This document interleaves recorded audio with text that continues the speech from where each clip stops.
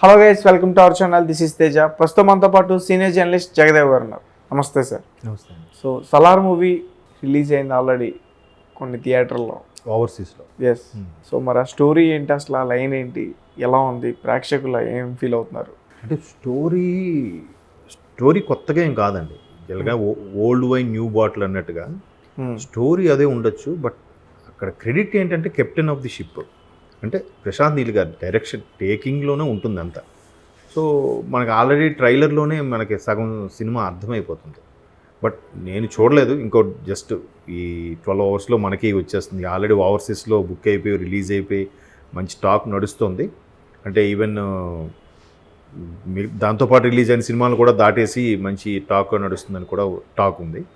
అయితే ప్రభాస్ ఈ సినిమాలో బాగున్నాడు. మెయిన్ అంటే మధ్యలో ఆదిపురుషు డిఫరెంట్ గెటప్, అది సరిగ్గా ఎందుకో డైజెస్ట్ చేసుకోలేకపోయారు. రాధేశ్యామ్ కూడా ఓల్డ్ టైప్ అంటే 70స్లో వచ్చిన మూవీస్ ఎలా ఉంటాయో అటువంటి డ్రెస్సింగ్ కదా. సో జనాలు అది సరిగ్గా లేదు. బట్ ఇప్పుడు ప్రభాస్కి ప్రజెంట్ సిచ్యువేషన్లో యాప్ట్గా ఉంది స్టైల్ కానీ బాడీ లాంగ్వేజ్ కానీ. సో అదొక ప్లస్ పాయింట్ సినిమాకి. ఫస్ట్ థింగ్ అదే, ప్రభాస్ కట్అవుట్, ఆయన personality, performance first thing.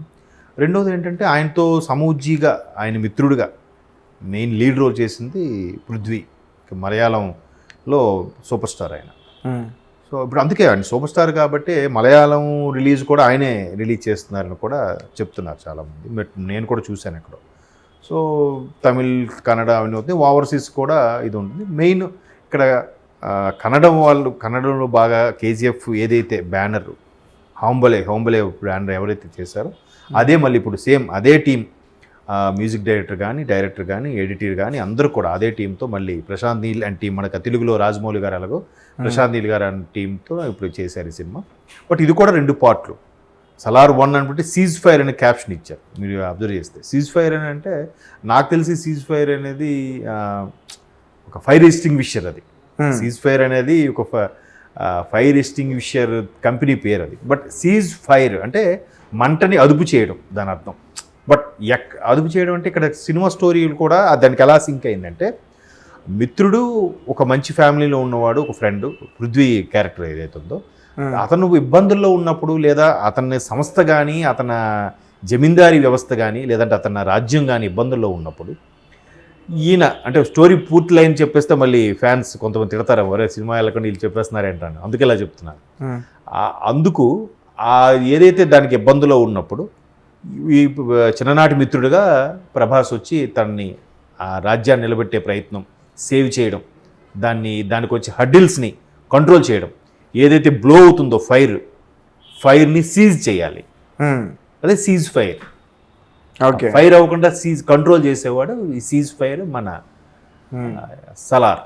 Okay, so అంటే అది స్టోరీ లైను. బట్ అది బికాస్ ఆఫ్ టేకింగ్ ఉంటుంది. ఇప్పుడు కేజీఎఫ్ కూడా ఆయన చూసే విధానం చూస్తే ఏముంది, గోల్డ్ కోసం ఒకడు చాలామంది ఇబ్బంది పెడుతుంటాడు, దాని నుంచి ముంబై నుంచి ఒక డాన్ వచ్చి కాపాడుతాడు అని సింపుల్ లైన్ చెప్పవచ్చు. బట్ ఆయన రాసుకునే విధానం, నెరేషను, ఆ టేకింగ్, డైలాగ్స్ చాలా బాగుంటుంది కదా కేజీఎఫ్లో. దాని అంతటికీ అన్నిటికన్నా మించి బ్యాక్గ్రౌండ్ స్కోర్ ఆ రవి బస్రూర్ ఎవరు అవుతున్నారో వాళ్ళు సేమ్. అసలు నిజంగా కేజీఎఫ్కి సగం ఎలివేషన్ హీరో అయితే మిగతా సగం మ్యూజిక్కి హీరో నాకు తెలిసి. బ్యాక్గ్రౌండ్ స్కోర్ ఎలా ఉంటుంది అసలు, చాలా బాగుంటుంది ఆ సాంగ్స్ కానీ. సో ఇక్కడ కూడా అదే ఎలివేట్ చేయబోతున్నారు. దానితో ఇక్కడ ఇంకో ప్లస్ పాయింట్ ఏంటంటే, యష్ లాంటి వ్యక్తినే అంత హైప్గా అంత బాగా చూపించగలిగినప్పుడు ఇంకా ప్రభాస్ కటౌట్కి ఇంకెంత బాగా చూపించవచ్చు. దట్టు యష్ కేజీఎఫ్తో ఆయన పాన్ ఇండియా స్టార్ అయ్యారు. బట్ ఈయన అంతకుముందు ముందే పాన్ ఇండియా స్టారు. దట్టు ఓవర్సీస్లో చాలా, అంటే ఫస్ట్ టైము బాలీవుడ్ స్టార్స్లు కూడా భయపడే రేంజ్కి తీసుకొచ్చారంటే that is because of Prabhas కదా. సో అది అటువంటి హీరో. ఇప్పుడు నేను ఇంకో దాంట్లో కూడా చూశాను, షారుఖ్ ఖాన్ గారు కూడా ఏదో చిన్న మ్యానిపులేషన్ చేశారు, ప్రభాస్ సలార్కి కొన్ని థియేటర్స్, కొన్ని మల్టీప్లెక్స్లో ఇవ్వకుండా చేశారని కూడా టాక్ ఉంది. ఒకవేళ చేసినా నేనైతే హ్యాపీగా ఫీల్ అయ్యాను. ఎందుకంటే అరే మన స్టారు, మన తెలుగు వాడికి చూసి బాలీవుడ్లో కూడా భయపడుతున్నారంటే ఆ సత్తా తెలుగు వాళ్ళలో ఉంది, ఎస్పెషల్లీ సౌత్ ఇండియన్స్లో ఉంది కదా. ఇప్పుడు ఇంతకుముందు పాన్ ఇండియా మూవీస్ అన్నీ కూడా ఎక్కడివి సౌత్వే కదా. బాహుబలి, కేజీఎఫ్, పుష్ప, RRR ఏవి తీసుకున్నా కూడా ఇప్పుడు సలార్ కదా. సో ఇవన్నీ కూడా ప్యాన్ ఎక్కడ అన్నీ సౌత్వే కదా. కార్తికేయ, మన కార్తికేయ చాలా సందర్భాలు మర్చిపోతాం. కార్తికేయ సూపర్ కదా, నార్త్లో చాలా మంచి హిట్, చాలా బాగా సూపర్ హిట్ అయిపోయింది. అలాగే ఇప్పుడు సలార్ కూడా మరి ఆ హిట్ లిస్ట్ మీరు సలార్ కూడా యాడ్ చేసుకోవచ్చు. ఆ స్టోరీ లైన్ కానీ టేకింగ్, అదే నేను చెప్తున్నాను కదా, ఒకేలాగా ఉండొచ్చు రొటీన్గా story narration, story screen play, taking, ఆ విధానం బట్టే సినిమా హిట్టా ఫట్టా అని చెప్పవచ్చు. బట్ ఆల్రెడీ మిత్రులు చెప్పిన దాని ప్రకారం తెలుస్తుంది ఏంటంటే బాగుంది. అంటే ఎక్స్పెక్టేషన్స్ ఎక్కువైపోతాయి కదా మనలో. ఒకటి పెద్ద మైనస్ ఏంటంటే వీళ్ళు ప్రమోషన్స్ కూడా పెద్ద ఏం చేయలేదు. ఎస్, అవును, అది కూడా నేను అబ్జర్వ్ చేశాను. ఎందుకో ఆ ట్రైలర్ కూడా బా అన్నట్టు అట్లీస్ట్ KGF 2 ట్రైలర్ మనం ఎలా రియాక్ట్ అయ్యాం, బా ఏముందరా బాబు ట్రైలర్ అనిపించింది.